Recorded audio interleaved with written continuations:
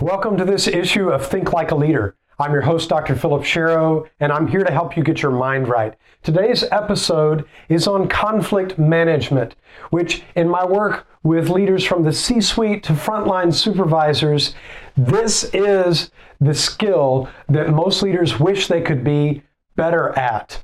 So I want to help you today with 3 principles that can help you improve your conflict management skills in leading a team, a department, or whole organization. These are the principles of engaging eyes, ears, and brain. And let me explain how these 3 principles make a difference no matter what model or resource for conflict resolution you're using. The first one is the principle of engaging eyes. Now, I love to ride my bike. I've even ridden in several extended rides over multiple days. I rode around a volcano in Africa, and cyclists quickly learn to make eye contact with drivers of other vehicles, because when you make eye contact, you recognize the humanity of the other person. They're not just an object or an obstacle, but now they're another human being. And we understand that our teammates, our employees are human beings. They've got flaws. They have bad moods. They have bad days. And if you recognize the humanity of the other person, you can reduce the aggression. That's what happens when cyclists make eye contact with the driver. The drivers are less aggressive around the bicycle.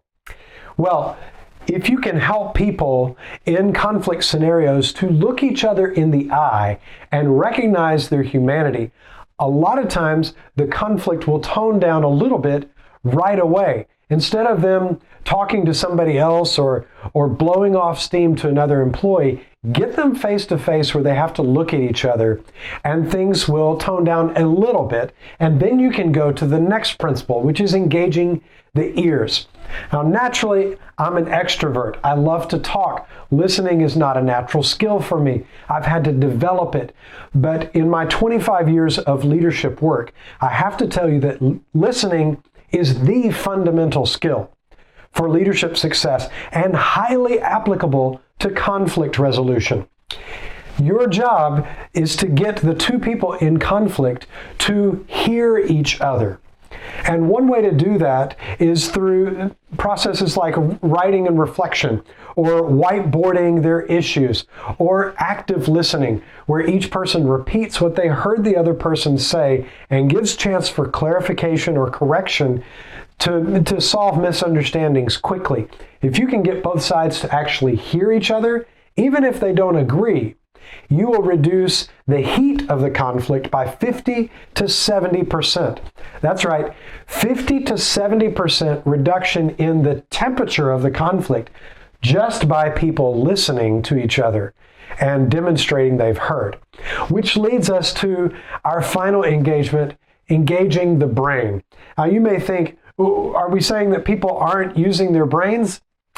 Actually, neuroscience has shown us that conflict actually short-circuits the brain's higher order functioning. And let me show you the causal chain of how this happens. Conflict generates a feeling of stress, and stress triggers the brain and the body to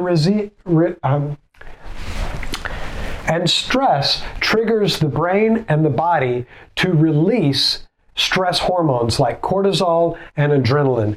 These hormones then short-circuit the transmission of the brain from the base brain to the prefrontal cortex. Now that front cortex is where your emotional intelligence, your people skills, your ability to hold yourself back or delay gratification in search of a win-win solution. All of that happens up here. Cortisol and adrenaline short-circuit that, and what you're left with is your lizard brain.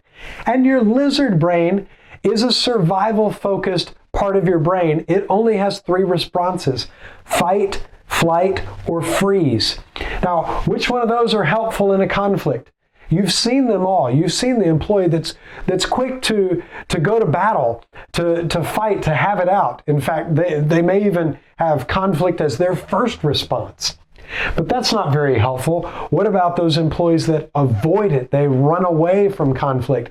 They hide. They will even call in sick to work to avoid facing someone that they're in conflict with. And finally, freeze. You've seen those team members that just shut down and freeze when things get tense. Now, none of those responses are helpful. They're coming from the lizard brain, so your job is to get those employees in conflict to re-engage their prefrontal cortex, their higher order brain functioning. Now, if they will look each other in the eyes and hear each other out, you're on the way, and then you can model a calming response that asks them questions and gets them to a dialogue where they're starting to think again and not just react. Now, before we go, there's one more tip for you as the leader, because I want to tell you your primary goal is not to resolve conflicts between two other employees.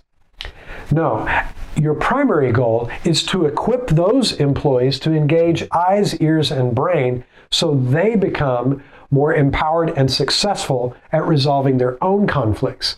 Now, the way to do that is you've got to model that yourself and then actively teach how they can look each other in the eye, hear each other out, and slow down to let their brain come back online when resolving conflict situations. I look forward to seeing you next time. Please put your comments below, and we'll be back for another Think Like a Leader episode.